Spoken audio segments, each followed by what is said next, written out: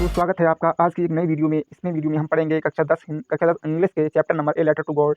इसके राइटर हैं G L Fuentes. आपके पेपर में जैसा कि आपको मालूम होगा, इससे कम से कम 10 से 20 नंबर का प्रश्न आपको हर वर्ष परीक्षा में देखने को मिलता है। बहुत ही इंपॉर्टेंट ये पार्ट है। इसको अगर आप पढ़ लेते हैं, आपको हम इसमें सिर्फ एक हिंदी में सिर्फ कहानी के स्वरूप पढ़ाने वाले हैं। आपके जो अगर आप पढ़ लेते हैं तो आपको एक कहानी की स्वतः ही याद हो जाएगा। कहानी के स्वरूप एक बार आपको पढ़ने की देरी है, और इसके बाद हम आपको अगली वीडियो में इससे संबंधित इससे जितने भी क्वेश्चन बनने वाले हैं, जितने भी इंपॉर्टेंट क्वेश्चन होंगे, उसकी वीडियो हम देने वाले हैं अगली वीडियो में। अगर आप चाहते हैं हम इसके इंपॉर्टेंट क्वेश्चन भी हिंदी और इंग्लिश दोनों भाषाओं में दें, तो आप हमारे चैनल को सब्सक्राइब करें, जिससे हम अगली वीडियो डालेंगे और सबसे पहले वो आप तक पहुँच पाएगी और आप उसे सबसे पहले देख पाएंगे। चलिए देखते हैं इसमें होता क्या है। किसान की कहानी को इसमें दर्शाया गया है। देखिए, वह शुरुआत करते हैं शुरू से। वह घर संपूर्ण घाटी में एकमात्र एक नीची घाटी के शिखर पर स्थित था। इस ऊंचाई से कोई भी व्यक्ति नदी और उसकी फकी फसलों को देख सकता था। ठीक है, ये घर देखिए, घाटी है, इसकी घर है, ये लेंचो है, ये पहाड़ों पे इसका घर है, और यहाँ से ये नदी और ये फसलों को आराम से कोई भी व्यक्ति देख सकता है। यही इसमें बताया गया है। चलिए और देखते हैं अगला क्या है। अब क्या होता है कि उसको एक ज़रूरत थी एक भारी बारिश की। उसकी जो फसल थी उसको एक भारी बारिश की, ये है एक भारी, कम से कम एक भारी वर्षा की बौछार की उसे ज़रूरत थी। प्रातःकाल लेंचो अपने खेतों पर घनिष्ठता से जाता है। प्रातःकाल डेयरी के उसका रूटीन था, वह डेयरी अपने खेतों पर जाता था और उत्तर पूर्व की दिशा में देखता था कि कहीं बादल आए, कहीं बारिश हो तो उसके खेतों को कुछ आराम पहुँच सके। अब वास्तव में कुछ वर्षा या कुछ जल प्राप्त करने जा रहे हैं। उसने ऐसा सोचा मन में कि अब शायद कोई बारिश होने वाली है। महिला जो रात्रि भोजन कर रही थी उसने उत्तर दिया, हाँ अगर भगवान चाहें तो। उसने कहा, लेंचो ने कहा, अब शायद हाँ वर्षा होने वाली है। लेकिन महिला जो रात्रि में भोजन बना रही थी, उसकी बीवी, उसने कहा, हाँ अगर भगवान चाहें तो बरसात होगी। बड़े लड़के जो खेत में काम कर रहे थे, छोटे लड़के घर के समीप खेल रहे थे। जब तक महिला उनको बुला नहीं देती, वो घर खाना खाने के लिए नहीं आते थे। देखिए अगला इसमें देखते हैं। अगला है, ये देखिए बच्चे खेल रहे हैं, छोटे बच्चे यहाँ पे खेल रहे हैं, बड़े बच्चे खेतों पे काम कर रहे हैं।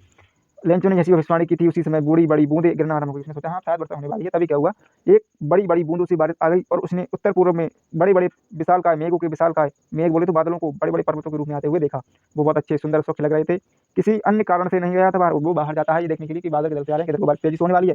तो भाई इस कारण से नहीं गया था कि और कोई कारण था। उसका कारण था कि अपनी वर्षा का आनंद ले सके और देख सके कितनी बारिश होने वाली है।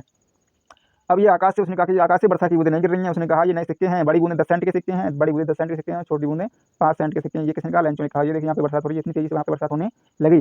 अब एक संतोषप्रद मुद्रा के साथ उसने पकी फसल के खेतों और अपने फूलों के साथ वर्षा को पर्दे में लिपटे देखा। उसने देखा बारिश हो रही है और अच्छी बारिश हो रही है, तो उसकी खेतों के लिए अच्छी देखने लायक हो गई। एक अचानक क्या हुआ कि एक शक्तिशाली पवन चलना आरंभ हो गई। क्या हुआ कि अचानक से बहुत तेजी से पवन बोले तो हवा चलने लगी। वर्षा के साथ साथ बहुत बड़े ओले गिरने लगे। ये सचमुच ही चांदी के सिक्के से अवश्य मेल खाते थे। लड़के अपने को अनावृत करते हुए कपड़े उतारकर वर्षा में जमे मोती को इकट्ठा करने हुए चले गए। ओलों को क्या करने चले गए, ओलों को इकट्ठा करने के लिए हम कपड़े उतारे और बरसात में चले गए। अब वास्तव में मौसम खराब हो रहा था। अब क्या हो रहा था, जैसे बारिश आई बड़ी बड़ी बूंदों से, अचानक हवा चलने लगी, ओले गिरने लगे, तो क्या हुआ, मौसम बहुत ज़्यादा खराब होने लगा। उस आदमी ने चिंता से कहा, मैं आशा करता हूँ कि जल्दी ही रुक जाएगी। क्या हुआ, बस सोचता है कि हाँ बारिश हो रही है, ओले गिर रहे हैं, लेकिन ये जल्दी ही रुक जाएगी। लेकिन ऐसा नहीं होता है। 1 घंटे तक घर में, उद्यान में, पहाड़ी में, खेतों में, अनाज के खेतों में, सब में, घाटियों में कैसा हुआ, ओलावृष्टि होती रही। वह खेत ऐसा सफेद हो गया जैसे नमक से लग गया। ये देखिए ऊपर ये है ओले, और ऐसा लग रहा है ये खेत किसी ने से नमक से ढक दिया। देखिए ये फसल है, जब ओले गिरे तो कैसी होगी फसल, बिल्कुल सफेद चादर एक जैसी होगी। लग रहा है किसी ने नमक डाल दिया हो और नमक से ढक दिया हो। वृक्षों पर भी एक भी पत्ते नहीं बचे। वृक्षों पर क्या हुआ, ओले गिरे तो एक भी पत्ता वहाँ पे बचा नहीं, सब पत्ते झड़ चुके थे। वह बहुत दुखी था। लेंचो की आत्मा बहुत दुख से भर गई। तूफान थमा, तूफान गुजरा, खेतों के बीच खड़ा हुआ वह।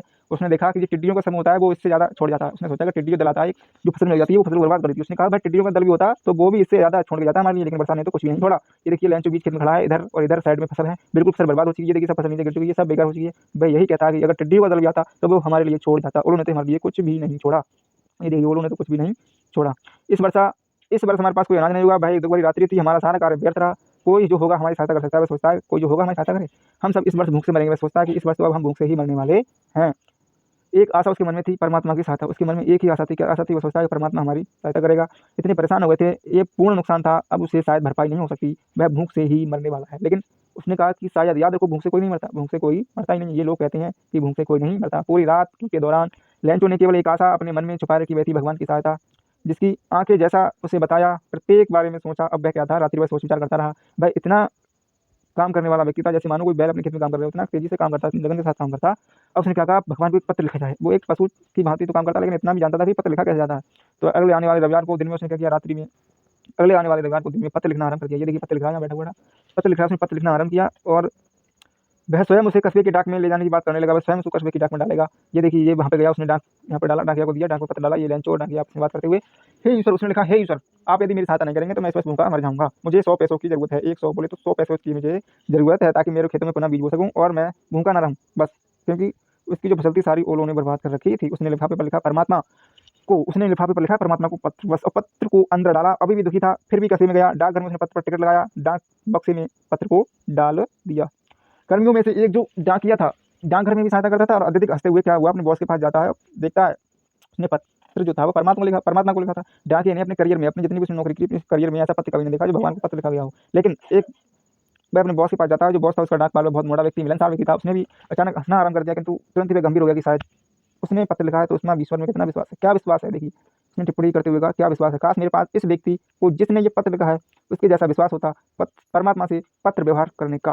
शायद मुझ में भी इतना विश्वास होता जितना इस व्यक्ति में है। भगवान को पत्र लिख रहा है, भगवान से बात करने की सोच रहा है। अतः लेखक परमात्मा के विश्वास को हिलने ना देने के लिए डाकपाल को एक विचार ध्यान में आया, पत्र का उत्तर दिया जाए। उसने पत्र को खोला, उसमें स्पष्ट लिखा था कि इसका उत्तर देने के लिए मुझे सिर्फ शुभकामना स्याही कागज उसमें लिखने के लिए कागज और पेन की जरूरत नहीं थी, बल्कि कुछ उसमें ऐसी जरूरत भी थी जो उसके पास शायद पूरी नहीं थी। उसने क्या कहा, उसमें सिर्फ उसको पत्र लिखकर ही उसको शुभकामना नहीं दे सकती, उसमें ऐसी चीज़ लिखी थी इसको करने के लिए उसको धनराशि की आवश्यकता थी। तो उसने क्या किया, उसने कर्मियों को, अपने जितने भी सहायता कर्मी थे उनको सभी से धन एकत्र करना, मांगना, इकट्ठा करना शुरू कर दिया और उसके लिए देने की सोची।